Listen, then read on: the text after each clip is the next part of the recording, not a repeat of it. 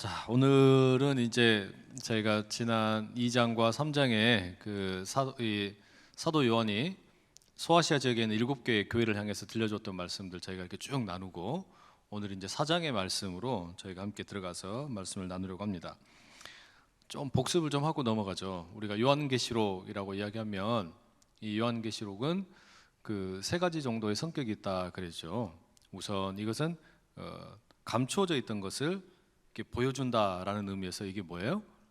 계시, 감추어져 있던 것을. 그러니까 커튼을 치고 있어서 보이지 않았는데 그 커튼이 열리면서 감추어져 있던 것이 보인다, 이런 의미에서 계시라고 부릅니다. 그러니까 그건 이제 눈에 초점이 맞춰져 있는 거죠. 한편 이 요한계시록은 또 그 예언의 말씀이라고 이렇게 기록이 되어 있었어요. 예언이라고 하는 것은 이제 예언자들의 말을 이렇게 듣는 건데, 그러면 이게 이제 자연스럽게 우리 몸의 기관 가운데 어디에 이렇게 관심이 있게 됩니까? 귀에 있게 되죠. 귀에. 우리가 말을 하게 되면 귀로 듣게 되니까. 그래서 이제 이 요한계시록은 눈에 초점을 맞출 때는 보여준다라는 의미에서 계시의 어떤 성격을 갖고 있고, 또 한편으로는 예언자의 말씀이다라는 점에서는 귀에 호소하는 말씀이 되고, 또 한편으로는 이 말씀은 무시간적으로 주어진 게 아니라 특정한 시대에 특정한 어떤 그 수신자들, 소아시아에 있는 7교회를 향하여 보내어진 말씀, 편지의 성격을 가지고 있다라는 이야기도 우리가 함께 드렸죠. 그리고 덧붙이자면 이 말씀은 이제 여러 가지 다양한 감각들에 우리가 이제 어떤 그 호소를 하는데 아주 많은 숫자들이 나온단 말이에요. 숫자는 이렇게 이제 우리가 손으로 센단 말이에요. 지폐를 하나씩 세듯이 10,000원, 20,000원, 30,000원 세면서 뭘 느낍니까? 촉감을 느끼죠. 촉감. 그래서 시각과 또 청각과 또 촉각, 이런 것들이 다양하게 이제 또 나중에는 이제 기도의 향기가 막 나오는데 이제 후각도 나오고, 이렇게 우리 몸의 여러 가지 기관들을 동원을 해서 이제 하나님의 세계를 보여주는 거예요. 왜 그러냐면은 그렇게 이야기할 수밖에 없는 게, 이 지금 요한계시록에 들려주려고 하는 것은 역사는 하나로 흘러가지만 이 역사에는 두 가지 차원이 있다라고 이야기를 드렸죠. 말하자면 땅의 차원이 있고 하늘의 차원이 있다. 그러니까 땅의 차원은 어떤 겁니까? 눈에 보이는 세계예요. 경험적인 세계예요. 그런데 요한계시록이 지금 보여주려고 하는 것은 우리 눈에 보이지 않고, 그리고 이 감각으로 느껴지지 않는 바로 그런 세계, 초월적인 세계인데 이걸 이제 하늘의 차원이라고 부르는 겁니다. 근데 하늘의 차원의 이 말하자면 초감각적인, 초월적인 세계를 감각의 세계에 살고 있는 사람들에게 전하려고 그러니까 방법이 없잖아요. 그러니까 어떻게 해요? 눈에다가 호소를 하고, 또 이 촉각에다 호소를 하기도 하고, 또는 귀에다 호소, 후각을 또는 청각을, 이런 것을 동원을 해서 하나님의 세계가 얼마나 오묘한지 이걸 이게 들려준단 말이에요. 그래서 이제 다양한 감각들의 호소를 하게 됩니다. 그리고 그런 가운데 이 요한계시록은 자연스럽게 역사는 하나로 흘러가는데 이 역사에 눈에 보이는 땅의 차원과 보이지 않는 하늘의 차원이 교차하면서 막 이렇게 이루어지게 돼요. 그래서 1장에서도 처음에 시작할 때는 나는 누구고 여러분에게 편지를 쓰는 누굽니다 라고 이야기를 하다가 뒤늦게 이제 또 뭐라고 이야기하냐면 1장 가서 내가 어느 날 밤모섬에 유배를 갔다가 갑자기 주일날 예배드리다가 환상을 봤다 막 이렇게 이야기했단 말이에요. 그럼 이거는 뭐예요? 이제 앵글이 땅에 여러분에게 제가 편지를 썼습니다, 땅을 향하고 있다가 이제 그 카메라 앵글이 어디로 가는 겁니까? 하늘을 비추는 거예요. 하늘을 비춰주면서 거기 보니까 천상에 계신 예수님의 모습을 쫙 보여주는 겁니다. 그렇죠? 그러면서 뭐 이런 여러 가지 1장의 후반부의 모습이 나오죠. 그래가지고 1장 19절 이렇게 끝났어요. 그러므로 네가 본 것과 지금 있는 일과 장차 될 일을 기록하라. 이게 뭐였냐면 하늘의 어떤 그 음성을 듣고 딱 끝났어요. 그 다음에 하늘의 음성을 그렇게 딱 들려준 다음에 그대로 끝나는 게 아니라 어떻게 됩니까? 다시 이 카메라 앵글이 땅으로 내려와요. 그 땅으로 내려온 게 이제 2장과 3장에는 말하자면 소아시아에 있는 7교회, 땅에 있는 교회의 현실을 다시 보여주는 거예요. 그러니까 땅에 있는 교회들이 지금 어떤 현실인가라는 걸 보여주면서 무슨 이야기를 합니까? 이 소아시아 7교회 각각의 교회에 대해서 여러분들이 잘하고 있는 것에 대해서 칭찬을 합니다. 근데 여러분들이 좀 모자란 부분에 대해서 책망할 게 있습니다. 약속의 말씀을 줍니다. 이걸 지키면 여러분들에게 하나님께서 상급이 있을 것입니다. 이런 어떤 3가지 정도의 어떤 그 내용을 가지고 각각의 교회에 대해서 여러 가지 말씀들이 이렇게 이루어졌죠. 그죠? 그러니까 이제 보세요. 땅을 향했던 말씀이 하늘을 향했고, 하늘을 향했던 말씀이 다시 땅을 향해서 2장과 3장에 이렇게 그 교회를 쫙 비춰줬습니다. 그리고 난 다음에 4장 가니까 어떻게 돼요? 다시 이 카메라가 하늘로 쫙 올라가는 거예요. 여러분, 이거 영화를 보시면 이런 장면이 있잖아요. 어디 두 군데의 장면을 교차해서 보여주는 그런 장면들 있죠. 드라마 봐도 그런 거 있지 않습니까? 그러니까 그 뭐 어디 뭐 시댁의 이야기를 보여주다가 갑자기 그 너 무슨 일 했어? 그러면 갑자기 장면이 확 전환돼 가지고 지난 밤 이렇게 딱 나오고, 그리고 또 휙 현재로 돌아와 가지고 또 보여주고, 뭐 이런 거 아시죠? 여러분 TV 보신 분들은 아시잖아요. 그런 것처럼 이 지금 요한계시록은 그런 드라마를 보여주는 거예요. 그래서 하늘을 한번 보여줬다가 땅 한번 보여줬다가 또 하늘을 보여줬다가 땅 한번 보여줬다가. 자, 그러면 이제 4장은 어디로 가는 겁니까?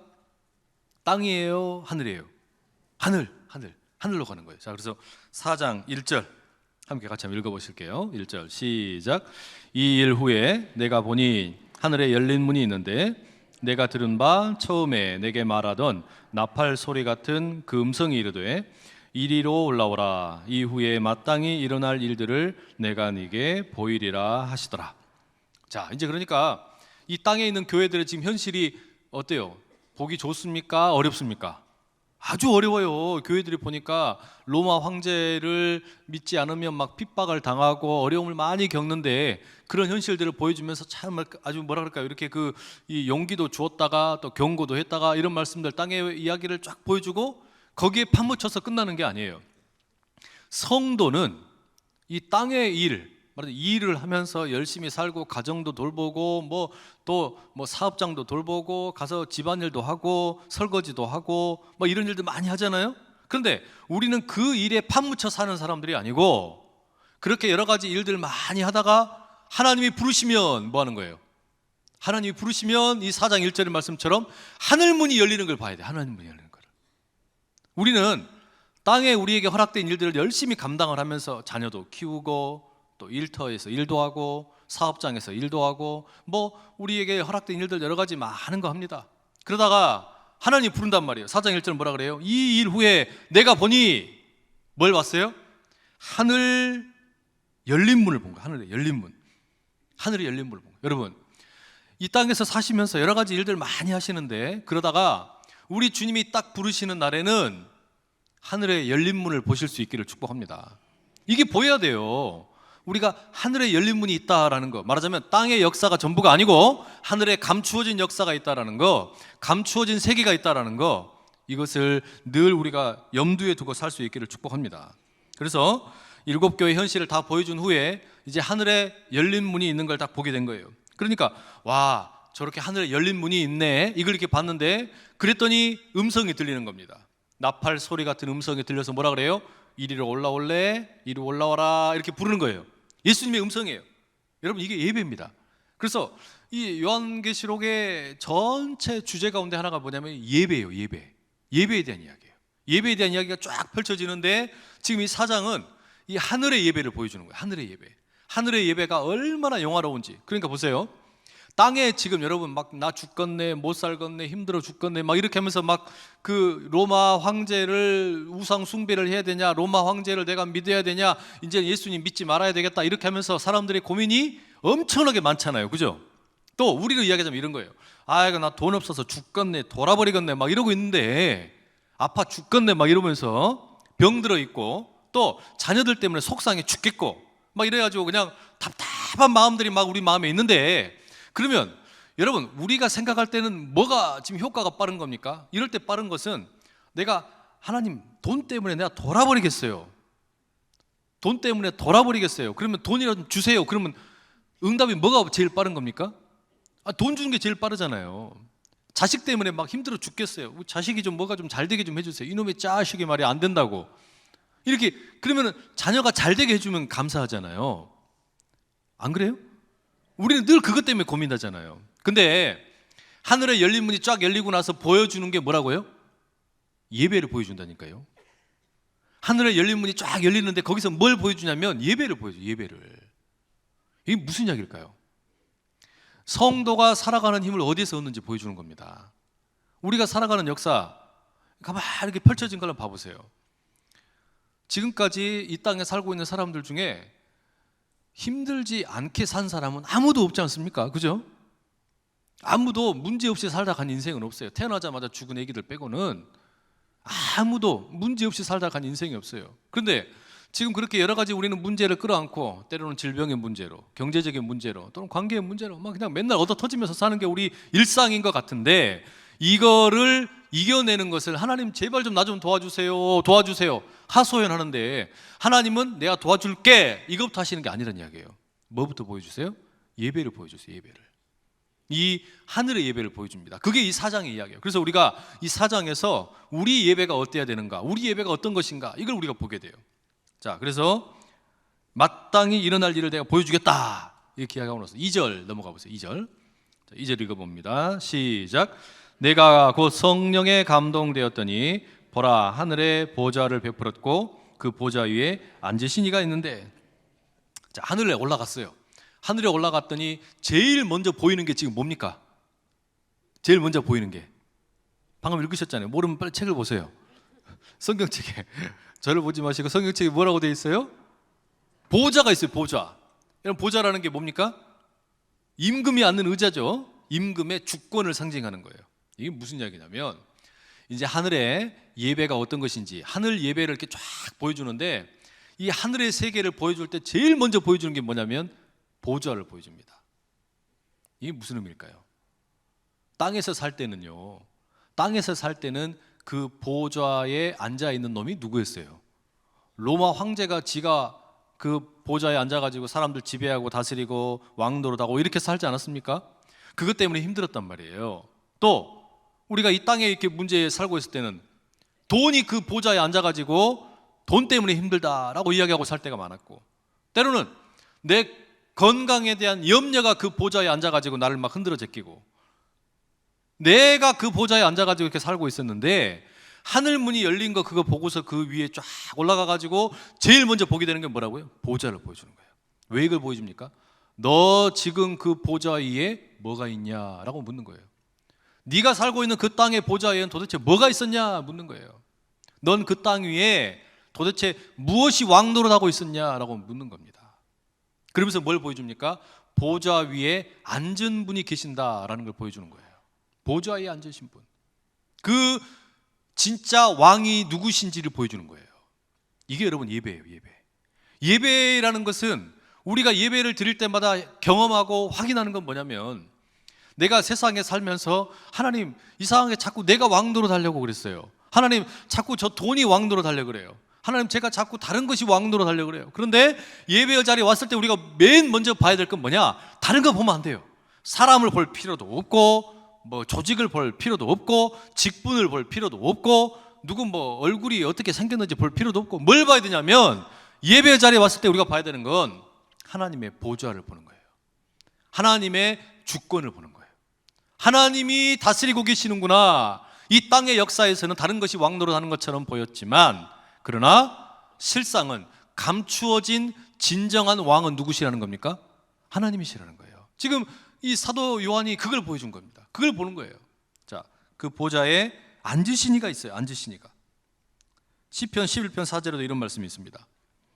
여호와께서는 그의 성전에 계시고 여호와의 보좌는 하늘에 있으며 그의 눈이 인생을 통촉하시고 그의 안목이 그들을 감찰하시도다. 시편 11편의 말씀이에요. 여호와의 보좌는 하늘에 계시는데, 하나님의 그 보좌가 하늘에 계시는데 하나님의 눈이 뭐 한다고요? 인생들을 통찰하고 계신다. 인생들을 다 보고 계신다는 거예요. 이게 무슨 이야기예요? 우리 눈에 보이지 않을지 모르지만 땅의 현실에서는, 우리가 살고 있는 현실에서는 왕노릇하는 것이 다른 것일지 모르지만 하나님께서 하늘 보좌를 앉아 계신다라는 말씀이죠. 여러분, 이게 믿어지실 수 있고 예배 드릴 때마다 날마다 경험되실 수 있기를 축복합니다. 예배 드릴 때 이 하나님이 보이면 예배의 성공자가 되는 거예요. 이 예배를 드릴 때 하나님이 보이지 않고 사람이 보이면 안 돼요. 먼저는 하나님이 보여야 돼요. 하나님의 이 주권이 보여야 된다는 거예요. 하나님의 이 왕노릇 하심이 보여야 되는 거죠. 자, 그 다음에 3절 봐보세요. 함께 읽어봅니다. 시작.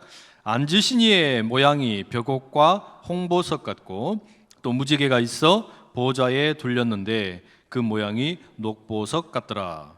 자, 앉으시니 하나님이 지금 거기 앉아 계시는데 하나님을 지금 뭐에다가 비유를 하고 있습니까? 보석에다가 비유를 하고 있죠. 보석, 막 다이아몬드 막 이런 거. 왜 그럴까요? 하나님을 왜 이렇게 그 얼굴이 어떻게 생기셨다 뭐 이런 모양으로 안 하고 왜 이렇게 보석을 통해서 비유를 합니까? 그 이유는 이스라엘 사람들이 생각할 때 하나님의 얼굴을 볼 수 있어요, 없어요? 볼 수가 없어요. 하나님의 얼굴을 볼 수 없기 때문에, 피조물은 하나님의 얼굴을 볼 수 없기 때문에 그렇게 한 거죠. 출애굽기 33장 20절에서도 하나님께서 이렇게 얘기하시죠. 또 이르시되 네가 내 얼굴을 보지 못하리니 나를 보고 살 자가 없음이니라. 모세에게 하신 말씀이에요. 모세야, 네가 나랑 아무리 가까운 사이일지라도 너는 나를 볼 수 없다. 내 얼굴을 볼 수 없다. 하나님 주신 말씀 아니었습니까? 그런데 여러분, 요한계시록의 맨 마지막 장 22장 4절에 가면은 이런 말씀이 나옵니다. 그의 얼굴을 볼 터이요. 이게 뭐냐면 이제 그러니까 지금까지 누구도 하나님의 얼굴을 볼 수 없었는데, 심지어는 모세도 보지 못했는데 새 예루살렘이 임하게 되면 그때는 우리가 하나님의 얼굴을 보게 될 것이다 라고 이야기해요. 이게 엄청난 영광이죠. 이런 겁니다. 여러분 우리가 대통령만 한 번 만나도 어때요? 그냥 좋잖아요, 그죠? 물론 뭐 자신이 지지하는 대통령이면 좋겠죠. 지지하지 않으면 별로 좋지 않으려나 모르겠어요. 뭐 아니면 뭐 대통령 요즘에 뭐 인기 없다 그러고, 그러면은 내가 좋아하는 가수라 그럽시다. 가수 나훈아 좋아하세요? 별로예요? 요즘에 누가 좋으려나? 그러면 방탄소년단 뭐 이런 거 아세요? BTS. 우리 청소년들이 아주 그냥 죽고 못 사는 아주 유명한 팀이 있어요. 이런 BTS 온다 그러면은 우리 교회 어떻게 될까요? 여기서 공연을 한다 그러면 난리 날 거예요. 한번 얼굴 좀 보자고. 근데 얼굴을 다 가리고 있어. 여기를 이렇게 딱 다 천막을 쳐놓고 있는 거예요. 이렇게. 그러면 애들이 와가지고 어떨까요? 제발 좀 얼굴 좀 보여주세요. 막 이러지 않겠어요? 그러겠죠? 근데 우리가 그렇게 하나님의 얼굴을 볼 수가 없는데, 그런데 피조물이 하나님의 얼굴을 볼 수 없는데 그 아름답게 쓰임 받았던 모세도 보지 못했는데 지금 뭐라 그래요? 요한계시록 맨 마지막에 새 예루살렘이 임하게 되면 우리가 그의 얼굴을 보게 될 것이다. 여러분, 하나님의 얼굴을 보게 됨을 사모하실 수 있기를 축복합니다. 이게 참 기가 막힌 은혜예요. 그래서 이 야곱도 야복강 나루터에서 그 하나님과 씨름한 후에 뭐라 그럽니까? 아, 내가 여기서 하나님 얼굴을 만났다. 그래서 브니엘이라고 그러죠. 브니엘, 엘 하나님, 브니 그게 얼굴이라는 뜻입니다. 하나님의 얼굴을 봤다라는 거예요. 사도 바울도 고린도전서 13장 12절에서 그런 이야기하죠. 지금은 우리가 거울을 보는 것처럼 희미하나 그때가 되면 얼굴과 얼굴을 마주한 것처럼 깨끗하고 선명하게 알게 될 것이다. 무슨 이야기냐면 하나님이 나를 아시는 것처럼 나도 하나님의 얼굴을 뵙고 우리 모든 삶의 여러 가지 비밀들이 밝히 드러나게 될 것이다. 하나님의 얼굴을 본다는 게 그런 거예요. 그러니 여러분, 예배를 들으실 때마다 그 주의 얼굴을 구하시기를 축복합니다. 주님의 얼굴을 구하시는 거예요. 그 가운데 하나님께서 나를 향해 가지고 계신 뜻이 드러나기 시작하는 거예요. 이게 얼마나 귀한 일인지 몰라요. 자, 그러면 이 예배의 복을 누리는데, 자, 하늘의 보좌를 지금 딱 봤어요. 그리고 그 하늘 보좌 위에 앉아 계신 분의 얼굴을 보지는 못했지만 보석의 광채로 찬란하게 빛나는 걸 본 겁니다. 그러면 이 보좌 주변에서는 어떤 일이 일어날까? 4절 말씀 봐보세요. 4절 읽습니다. 시작. 또 보좌에 둘려 24 보좌들이 있고 그 보좌들 위에 24 장로들이 흰 옷을 입고 머리에 금관을 쓰고 앉았더라. 자, 이 보좌, 커다란 하나님의 보좌가 있고 그 주변에 뭐가 있어요? 24개의 보좌가 있는 거예요. 아니 그러니까 이 신천지가 뭐 12개 뭐 이렇게 뭐 지파 만들어 가지고 여러분들이 뭐 지금 이렇게 신천지에 들어오시면 앞으로 이제 여기 보좌에 앉게 됩니다. 여러분들이 여기 올라오셔야 됩니다. 뭐 이렇게 이야기하니까 그럴듯하게 들리잖아요. 와, 그럼 나도 저 보좌 위에 이렇게 옆에 앉게 되는 거구나. 근데 요한계시록은 우리 이만희 선생님만 알 수 있는 그런 책이 아니고 눈이 있고 코가 있고 귀가 있고 글을 읽을 수 있는 분이면 누구나 다 알 수 있는 말씀이에요. 성령의 감동을 받으면 누구나 다 풀 수 있는 말씀이에요. 그러니까 근데 그 양반이 잘못 풀어가지고 이상하게 풀어가지고 그냥 휴지만 낭비를 많이 했어요. 그래서 우리가 그러면 이 말씀이 무슨 의미일까? 그 보좌 주변에 24개의 보좌가 있대요. 그리고 누가 있대요? 24 장로가 있답니다. 흰 옷을 입고 있고 머리에 관을 쓰고 있답니다. 이 24명의 이 장로들이 누구냐? 장로 24명이 있다. 보좌가 24개다. 이게 여러 가지 의미가 있을 수 있지만 그냥 쉽게 이야기하면 이런 겁니다. 이 24라는 숫자는 12과 12를 더하면 되죠. 그렇죠? 12과 12를 더하면 되는데 이게 구약과 신약을 의미한다라고 할 수 있어요. 이를테면 구약에서의 이스라엘의 12지파, 12개의 지파, 이스라엘 민족이죠. 그리고 또 12개는 뭐냐? 신약의 예수님의 사도 12명, 예수님의 제자 12명. 이렇게 12과 12를 합쳐서 24개의 보좌가 만들어진 거예요. 그럼 이게 무슨 의미냐면요, 예수 그리스도를 통해서 모든 사람들이 하나님 앞에 나오게 되는데, 보세요, 이 24개의 보좌가 있다라는 건 이건 상징적인 의미예요. 무슨 의미냐면 처음에 구약의 시대에서는 하나님이 누구를 택하셨습니까? 이스라엘을 택하셨어요. 이스라엘을 택하셔서 모든 민족들이 하나님 앞에 나올 수 있게 도우셨단 말이에요. 그런데 이스라엘이 잘못해가지고 어떻게 했어요? 자기들만 선민 사상에 빠져가지고 우리만 하나님의 백성이야, 너희들은 다 천한 것들이야, 너희는 이방인들이야, 이렇게 하고서 하나님의 뜻을 이방인들에게 나누지를 못했죠. 그래서 구원의 문이 막혔단 말이에요.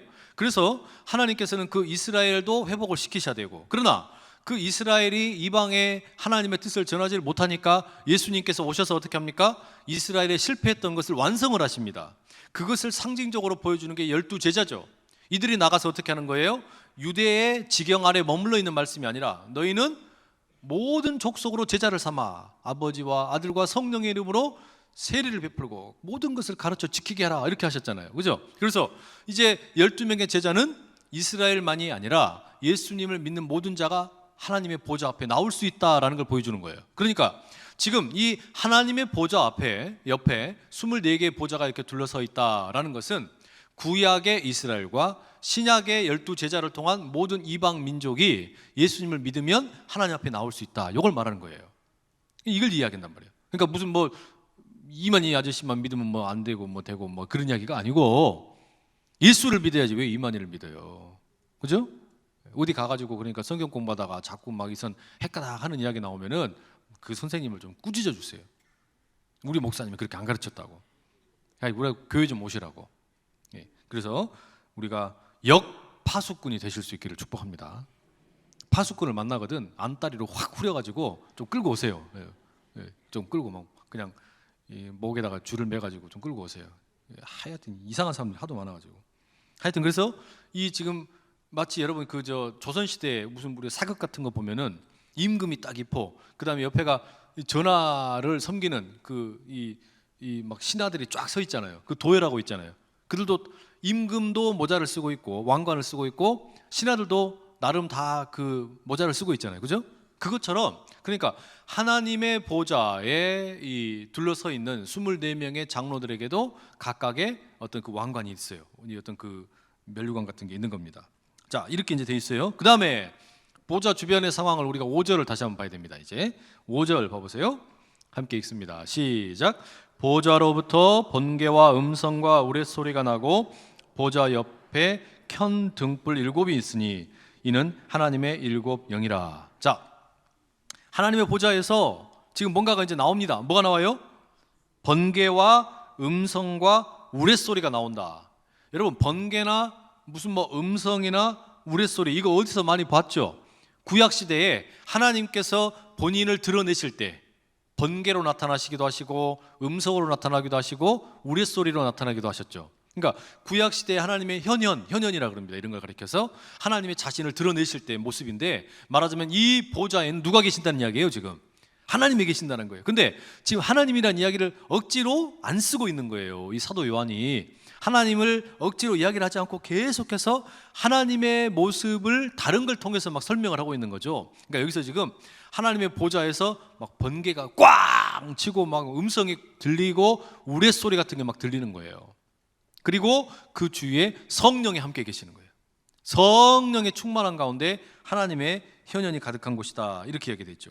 자, 그랬더니 이런 보좌에 대한 묘사와 함께 6절 어떻게 되어 있습니까? 자, 6절도 한번 읽어보실게요. 시작. 보좌 앞에 수정과 같은 유리 바다가 있고 보좌 가운데와 보좌 주위에 네 생물이 있는데 앞뒤에 눈들이 가득하더라. 자, 이제 보좌 지금 자 보세요. 하늘에 열린 문이 있어가지고 거기 올라갔더니 거기서 제일 먼저 본 게 보좌였습니다. 거기에 앉아 계신 분의 형상을 봤어요. 24개의 보좌가 또 있습니다. 24장로가 있어요. 그리고 그 보좌에서는 음성도 나오고 번개도 치고 막 우레소리도 들립니다. 그리고 그 결과 무슨 일이 생기는 거냐? 그 앞에 보좌 앞에 뭐가 있다고 그래요? 바다가 있대요. 바다. 수정과 같은 바다가 있대. 바다가 있고 그리고 네 생물이 있답니다. 여기 무슨 이야기일까요? 여러분, 본래 바다는 어떤 거예요? 바다는요, 성경에서 특히 구약 성경에서 아주 그 하나님에 대한 대적하는, 하나님을 적대하는 그런 어떤 세력의 상징이 바다예요. 바다는. 그러니까 바다 그러면 여러분 우리가 뭐라고 생각하시면 되냐면 이 바다는 아주 나쁜 것들이 어떤 그 기생하는 그런 곳으로 묘사가 됩니다. 성경에 보면. 그러니까 창세기 말씀에서도 그렇게 말씀드렸잖아요. 땅을 건져내시기 위해서 바다를 확 찢으셨잖아요. 홍해바다, 하나님의 백성들이 출애굽 이후에 이제 가나안 땅으로 들어가야 되니까 홍해바다도 하나님이 쫙 가르셨어요. 말하자면 이 바다는 하나님에 대해서 지금 뭔가 모종의 꿍꿍이를 가지고 있는 나쁜 세력들을 가리키는 상징인데, 근데 보좌에서 막 말씀이 쏟아지죠. 막 우레소리가 들리죠. 막 번개가 치죠. 보좌로부터 하나님의 현현이 쫙 나오니까 어떻게 돼요? 바다가 어떻게 돼 있어요? 수정과 같대요. 수정과 같다. 수정과 같다. 유리와 같다라는 말인데 이게 무슨 의미일까요?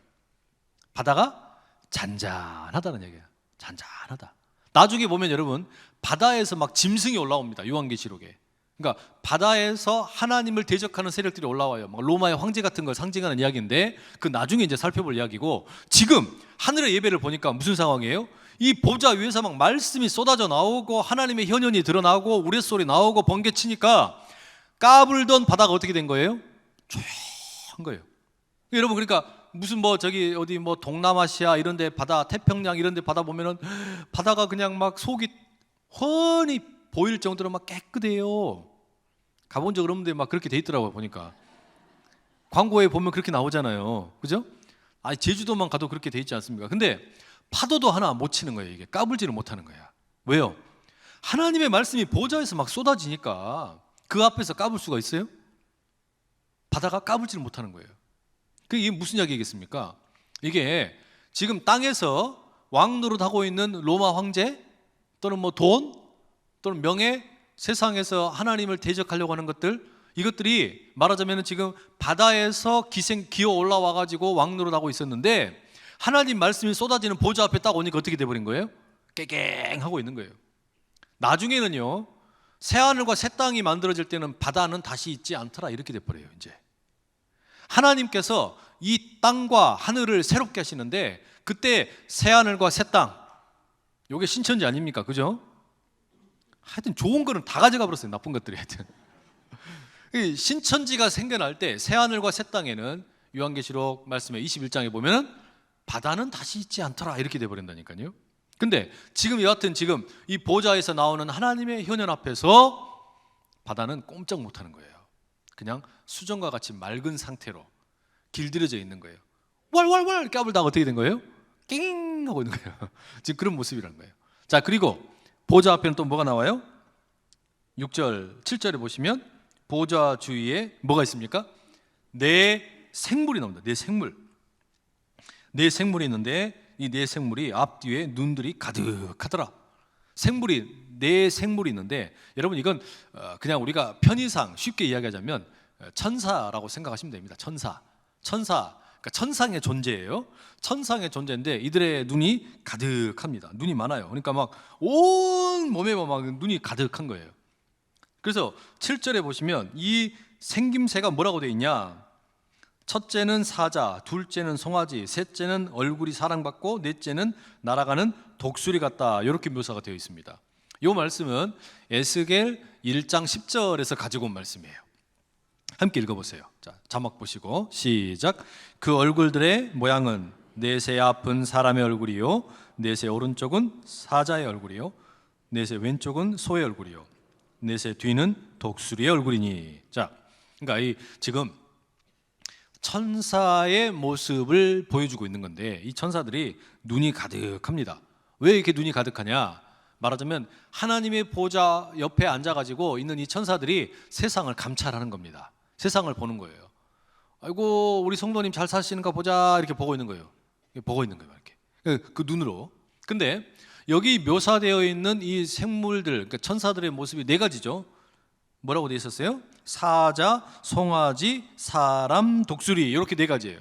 근데요, 참 재밌는 게 이 네 가지 생물, 이 천사들의 모습을 초대교회 성도들은요, 예수님의 모습을, 예수님의 어떤 행적을 기록했던 마태복음, 마가복음, 누가복음, 요한복음의 상징으로 사용을 했습니다. 그래서 마태복음 그러면 사자의 복음서 이렇게 이야기했고, 마가복음 그러면 송아지의 복음서, 누가복음 그러면 사람의 복음서, 그 다음에 요한복음 그러면 독수리의 복음서, 이렇게 이야기한 거예요. 이게 무슨 이야기냐면, 지금 보좌에 앉아 계시는 그 하나님 옆에 이 네 생물이 있는데, 이 네 생물들은 천상의 존재잖아요. 이들에게는 하나님의 어떤 모습이 막 이렇게 묻어 있는데, 지금 마치 그것처럼 이들의 모습이 복음서에 들어가 있는 예수님의 모습을 상징적으로 조금씩 보여주는 거예요. 그런데 사자 그러면 용맹함이 있습니다. 용맹함. 송아지 그러면 인내와 헌신이 있어요. 그 다음에 사람 그러면 사람에게는 지혜가 있어요. 그리고 독수리 그러면 독수리 멀리 보는 비전과 소망이 있어요. 그러니까 이게 말하자면 마태복음에, 마가복음에, 누가복음에, 요한복음에 각각의 복음서에 한 명의 예수님, 한 분 예수님의 다양한 모습이 이렇게 녹아있다라는 이야기예요.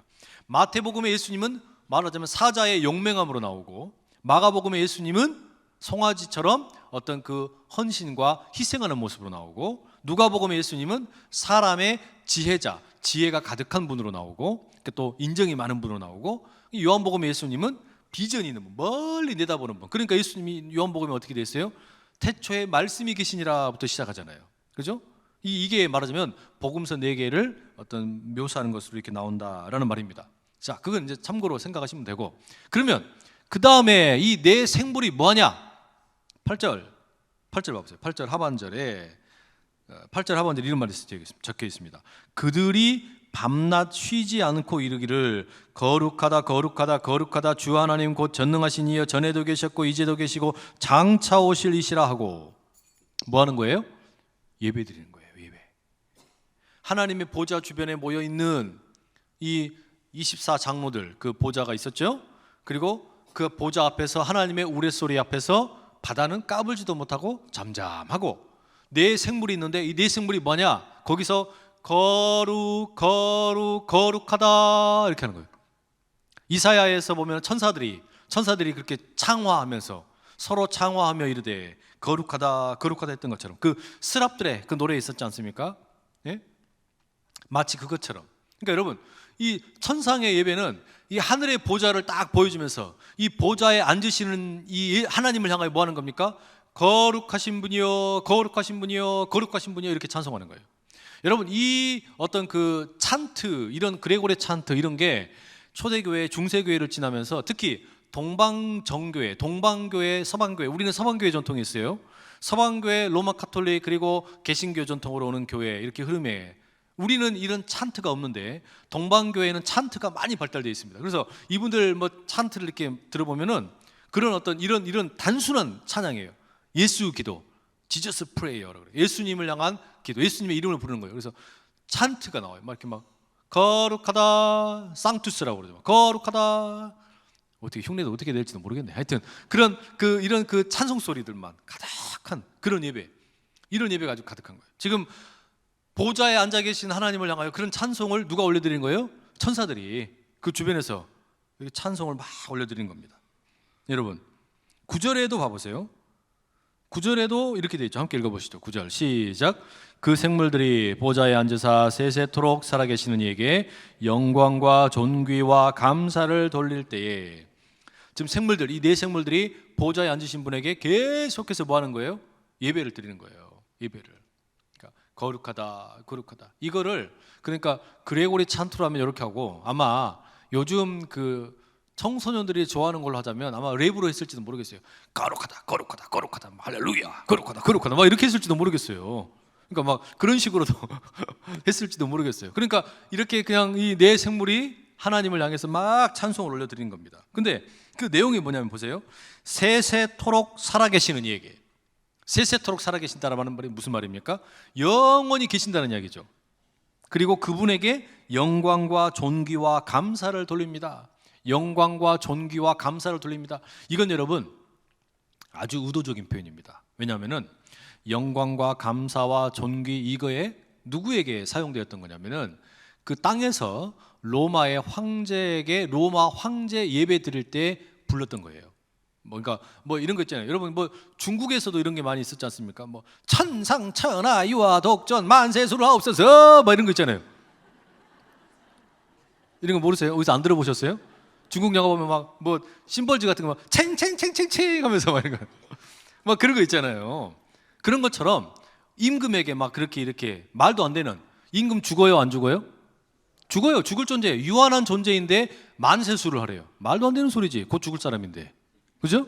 근데 그게 로마 황제에게도 그렇게 막 노래를 불렀단 말이에요. 예배를 드렸단 말이에요. 그러면서 뭐 영광과 존귀와 권세가 당신에게 있습니다 막 이렇게 했는데 그건 뭐라는 겁니까? 그건 가짜다. 진짜 그 세세토록 영원히 계실 분이 누구시냐? 하늘 보좌에 계신 하나님이시다. 그리고 그분에게만 뭐가 있다는 거예요? 영광과 존귀와 권세가 있다라고 하는 겁니다. 이게 여러분 우리가 들려드리는 찬송 아닙니까? 이게 예배예요. 우리가 예배 드리는 거예요. 그러니까 우리가 그러니까 여러분 돈님에게 세세토록 영원하신 돈님에게 영광과 찬송과 존귀를 올려드리면 안 되고 누구에게 영광과 찬송과 존귀를 올려드려야 돼요? 하나님에게 올려드려요. 하나님에게. 또 어떤 분들은 자식이 하나님이야. 그냥 자식님에게 막 그 자꾸 이렇게 하시는 분들 계세요. 그러면 그 자식 돌아버리는 자식 되는 거예요. 그러면 안 돼요. 하나님에게. 그 다음에 10절 가보세요. 10절 가면 이제 그때 네 생물들이 찬송할 때 10절 읽어보세요. 시작. 24장로들이 보좌에 앉으신 이 앞에 엎드려 세세토록 살아계시는 이에게 경배하고 자기의 관을 보좌 앞에 드리며 이르되. 똑같죠? 이번엔 누굽니까? 네 생물, 천사들이 막 그렇게 아마 날개가 있었을지도 모르겠어요. 스랍들처럼 이렇게 덮는 이렇게 스랍들처럼 그렇게 보좌에 앉으신 이에게 이렇게 막 찬송을 쫙 하는데 그걸 받아가지고 또 누가 이제 코러스를 넣는 거예요? 24명의 이 장로들이 또 거기에 받아가지고 하는 거예요. 세세토록 영원하신 하나님께 이렇게 하는 거예요. 그렇게 하는 거예요. 네 생물이 그러니까 말하자면 이렇게 하는 거죠. 네 생물이 먼저 세세토록 영원하신 하나님께 그러면 이 24장로가 뭐 하는 거예요? 영광과 존귀와 권세를 올려드립니다 이렇게 하는 거예요. 이렇게 그러니까 말하자면 하늘의 예배는 보좌를 중심으로 지금 천사들과 이제 24장로들로 표현되는 말하자면 구약의 이스라엘 그리고 신약의 예수님의 12명의 제자를 통해서 이방인들이 들어와서 함께 부름받은 백성들이 이 예배를 드리는 겁니다. 자 그러면 보세요. 그러면 우리가 예배 드리면 어떻게 되냐? 우리가 예배 드릴 때 우리가 예배 드리면 무슨 일이 펼쳐지는 거냐면요, 여기는 천국의 지점이에요. 이게 프랜차이즈예요. 여기가 저기 롯데어리아도 저기 지점이 있고 막 그러잖아요. 맥도나르도도 그런 거 있고 막 그러잖아요. 그것처럼 여기는 뭐냐면 천국의 예배를 모형으로 보여주는 곳이에요. 여기서 우리가 예배 드릴 때. 그러면 저 천상에서 지금 하늘의 보좌를 향하여 네 생물도 하나님께 찬송 올려드리지 24장로가 함께 하나님을 찬송하지. 이때 우리도 이 예배에 동참하는 거예요. 여기서 이 예배에 동참을 해가지고 여기서 하나님께 세세토록 영원하신 하나님께 영광과 존귀와 권세를 올려드립니다. 요게 예배란 이야기예요. 이게 예배예요. 기가 막히지 않습니까? 이런데도 이만희한테 가실 거예요? 그럼 어떻게 이만희한테 가냐고. 이만희는 곧 죽어요. 곧 죽을 양반이에요. 그 양반이 무슨 보혜사라 그랬었고 막 뭐 이긴 자라 그랬었고 막 이러니까 답답해 미치겠어요. 아주 그냥. 그분은 곧 돌아가실 양반이에요. 그러니까 세세토록 영원히 계실 분이 아니에요. 곧 파묻혀 돌아가실 분이에요. 곧 관뚜껑 닫으셔야 될 분인데, 아니 그분한테 가가지고 우리가 그 뭐 12지파에 내가 들어가게 해달라고 그러면 안 되잖아요. 이 예배는 누구에게 돌려줘야 되는 겁니까? 하나님께 돌려줘. 하나님께. 자, 이 장면을 목격하면서 이 사도 요한이 하늘 보좌에 앉아 계신 이 하나님이야말로 진정한 이 세상의 통치자이다.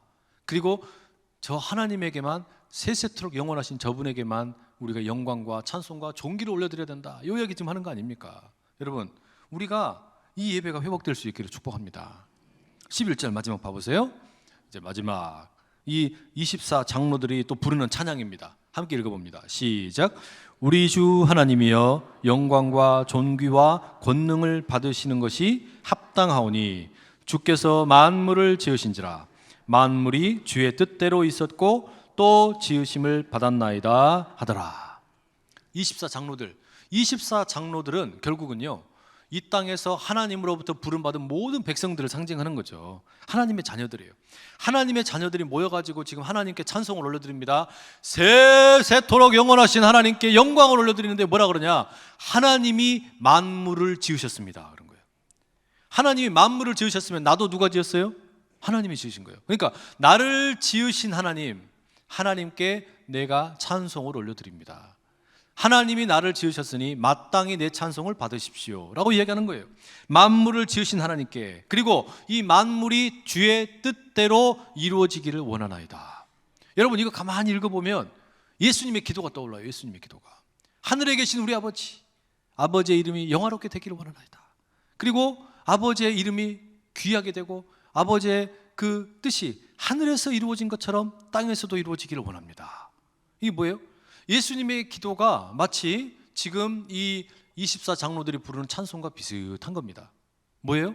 하늘에 계신 아버지께만 영광과 찬송과 존귀를 올려드립니다. 예수님이 그렇게 고백하셨잖아요. 그리고 뜻이 하늘에서 이루어진 것처럼, 하나님의 뜻이 저 하늘에서 이루어진 것처럼 이 땅에서도 피조물로 지음받은 내게 이루어지게 해주십시오 라고 구하는 거예요. 여러분, 이게 찬송이에요. 그러니까 예수님의 기도가 곧 찬송이 되고 기도가 되고, 그래서 우리가 이 예수님의 기도, 이게 예배와 연결이 된다라고 할 수 있습니다. 정리하시죠. 오늘 우리가 이 계시록의 4장의 말씀을 가만히 읽다 보면 예배가 뭔지를 보게 되는 거예요. 예배가 뭔지. 아, 예배란 이런 거구나. 예배란 이런 거구나. 그러니까 여러분, 우리가 성령의 임재가 가득한 예배를 드리는 예배 공동체다. 우리 지난 재직 세미나 때는 계속 말씀드렸잖아요. 우리는 예배 드리는 공동체다. 성령의 임재가 가득한 예배 공동체라는 것은 결국은 누구에게 예배하는 거예요? 하나님께. 세세토록 영원하신 그 하나님, 보좌에 앉아 계신 그 하나님께 영광과 찬송과 존귀를 올려드리는 이 예배가 경험이 돼야 된다는 거예요. 자, 그럼 보세요. 어떤 예배가 좋은 예배냐? 내가 감정적으로 뭔가 동요가 일어나고 막 이게 좋은 예배가 아니고, 예배가 좋으냐 그러냐 결정적인 것은 하나님께 영광이 되느냐, 이게 예배가 좋은 예배냐 이거예요. 그죠? 그러면 건강한 교회는 어떤 교회냐? 건강한 교회. 그러면 요즘에는 자꾸 뭐 작은 교회는 건강하고 큰 교회는 썩었고 막 이런 이야기들 많이 하시는데, 그런 분들도 계세요. 교회가 건강하다라는 이야기는요, 사이즈의 문제가 아니라 뭐의 문제냐면 건강한 예배가 드려지느냐의 문제예요. 예배가 건강한 하나님께만 영광과 존귀와 찬송이 올려지느냐, 이게 건강한 교회, 건강한 예배가 되는 거죠. 그죠? 문제가 뭐냐면 교회가 일정 규모가 넘어버리면 이상하게 이 조직 가운데에서 하나님께만 영광과 찬송과 존귀를 올려드려야 되는데 그게 자꾸 다른 것으로 변질되어 버릴 때가 생겨요. 교회가 우상이 되어버릴 수가 있어요. 그걸 우리가 조심해야 되는 거예요. 그렇죠?